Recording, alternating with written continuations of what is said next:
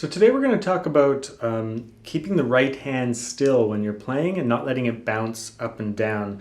When I say bounce up and down, I mean away from the guitar and then back. So for example, like this, if it was bouncing up and down.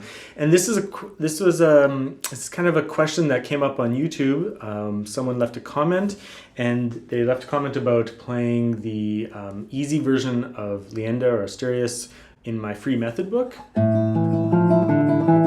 And they were mentioning that their hand bounces up and down. So it probably something like, it bounces up and down and that disorients the hand and causes hiccups in the music or something.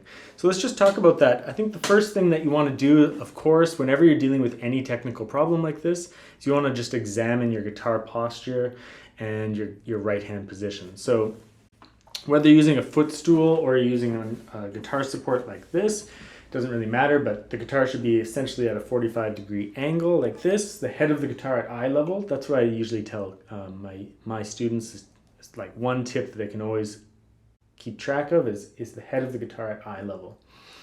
And then this hand, when it comes down and into the guitar, you just want to make sure that you're just dropping your arm down and that this is your point of reference. So if you're looking for security on the guitar, this is where it's going to occur. Just with gravity, right? The weight of the arm resting there will keep your arm in place and your hand over the strings where you want it to be.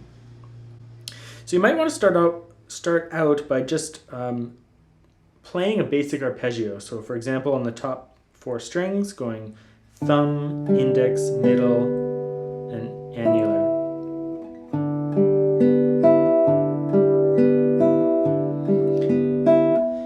Now, we want the fingers to be nice and curved, as if you're holding like an orange, or at least you should see a circle between your thumb and your fingers there.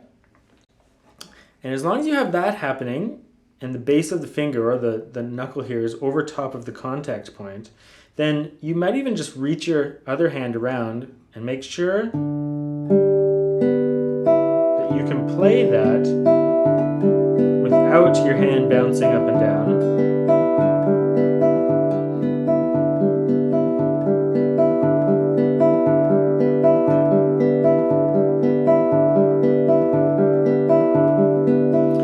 Also like trace tension through your body, whether you're like building up tension into your neck or jaw or the arm. So again, you just want to double check your posture, let the arm come down with gravity and relax, and then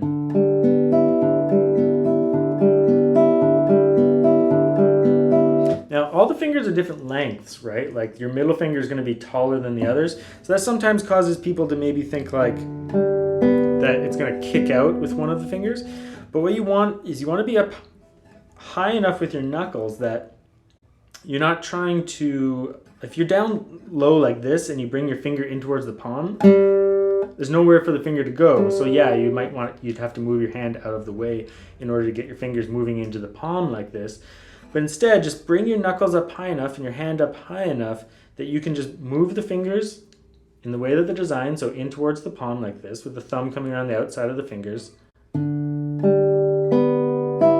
without the hand having too much tension or resistance against the string.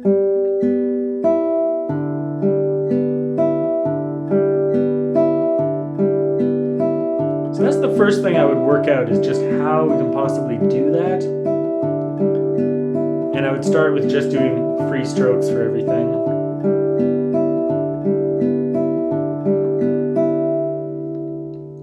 And then if you're working on a particular piece, such as that easy version,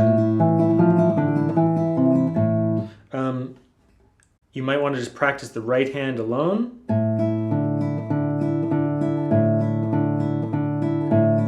Whatever the pattern is. Just making sure that your hand is able to do those movements without bouncing around at all. And you have to do that every day, and you have to keep working on it until it becomes like a natural habit that you have. It's just the way that you play, right? So just keep examining your hand position as you practice these different exercises. Make sure you're not over too much to one side or too much this way, but you're just balanced on the guitar. This is all relaxed in here. You're up high enough. You're not down like this. Your fingers are moving in towards the palm. And then you can also extend that to all parts of your playing, right? if you're working on scales,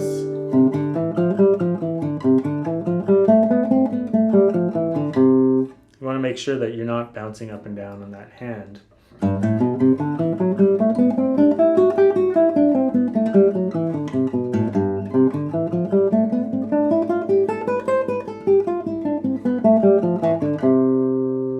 So you're just able to do all the different ways of playing. So arpeggio playing and scale playing, even some alternative ways like thumb finger.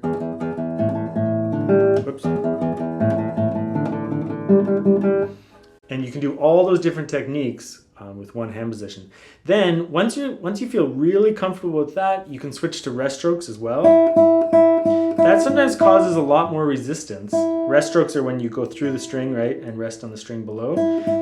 Sometimes that's more resistance, so the hand has there's a greater threat for a greater opportunity for it to bounce up and down, especially with that middle finger. And you might get a little bit of bouncing, but not too much in terms of like what creates the stability in the hand. You have to be able to pass through those strings easily enough that your hand isn't going to be jolted away, because you need to have like this nice secure movement, so that because all the movements on guitar are so small and so precise that if your hand is bouncing around, you're going to make mistakes and you're going to hit wrong strings and all sorts of things. So follow my those couple of open string exercises and really turn it into a habit. And then as you progress to harder material and rest strokes and everything like that, you can integrate those same practice techniques until you feel that you have more of a handle on it and it's not going to happen in your repertoire.